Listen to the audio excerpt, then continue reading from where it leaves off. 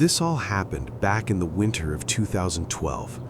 I was a sophomore in college at a mid-sized state university in the Midwest, trying to balance classes and rent. To make ends meet without wrecking my daytime study schedule, I took a job delivering newspapers in the deepest part of the night.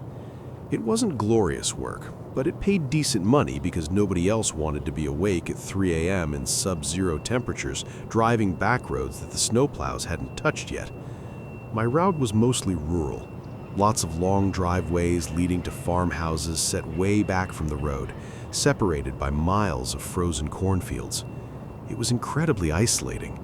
For the first few weeks, the only things I saw were deer darting across the headlights and the occasional long-haul trucker on the county highway.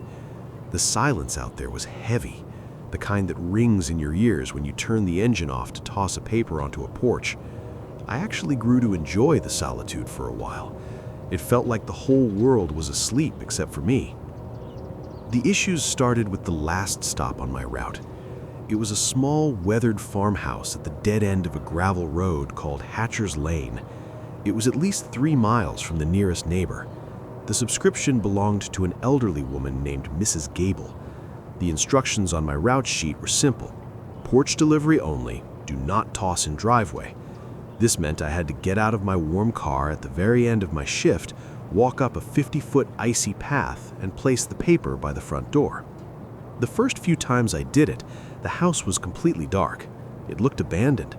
But about 2 weeks into the job, on a particularly bitter Tuesday morning, I walked up onto the porch and almost jumped out of my skin. The front door was wide open, just beyond the screen door. Standing there, in the pitch black of the entryway, illuminated only by the faint amber glow of my car's parking lights from the road, was Mrs. Gable. She was tiny, maybe 5 feet tall, wearing a heavy wool robe.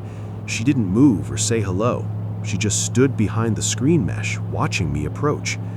I froze for a second, mumbled a quick good morning, and awkwardly set the paper down on the mat. As I turned to leave, I heard the screen door creak open and her soft voice say, "Thank you, young man. Drive safe now." It was harmless enough, just a lonely old woman awake too early. I brushed off the initial scare and went home. But then it became a routine. Every single morning, regardless of the weather, at exactly 4:15 a.m., she would be standing just inside the doorway behind the screen waiting. It didn't matter if it was snowing sideways or 20 degrees below zero. She never turned a light on inside the house. She just stood in the dark and watched me walk up the path. After a month of this, the brief interactions stopped. I would say good morning, and she wouldn't reply. She would just stare. It wasn't an angry stare. It was a completely vacant, detached look, like she was looking through me rather than at me. It started to give me a bad feeling in my gut every time I turned down Hatcher's Lane. I found myself driving faster on that stretch, dreading that 50-foot walk to the porch. I realized I was no longer enjoying the solitude of the job. I felt exposed. Then the gifts started appearing. I went to place the paper on the mat one morning, and there was a small sealed Tupperware container sitting there. It had a red bow taped to the top. I didn't want to take it, but I didn't want to be rude to an elderly customer in the middle of nowhere either. I took it back to the car. Inside were 3 sugar cookies. They looked normal, but they smelled faintly of something chemical, like mothballs or old perfume. I threw them away at a gas station on the way home. A few days later, it was a pair of hand-knitted mittens. They were thick wool, charcoal gray. Again, a nice gesture on the surface, but when I got home and looked at them closely under the kitchen light, I noticed something stitched into the inner cuff in black thread. It was a date, Jan 12, 1992. It was my exact date of birth. A cold chill went down my spine that had nothing to do with the winter air. I had never met this woman before this job. I had never told her my name, let alone my birthday. My employer had a strict policy against sharing personal carrier information with customers. I sat at my kitchen table at 5 a.m. staring at those mittens, trying to rationalize it. Maybe it was a coincidence. Maybe it was an important date for her that just happened to match mine. but the hollow feeling in my stomach told me otherwise. I almost quit right then, but I needed the money though, so I convinced myself I was overreacting. I decided I just wouldn't get out of the car anymore. I'd violate the porch delivery rule and toss the paper near the garage. The next night, I pulled up to the end of Hatcher's Lane, ready to quickly toss the paper and reverse out of there.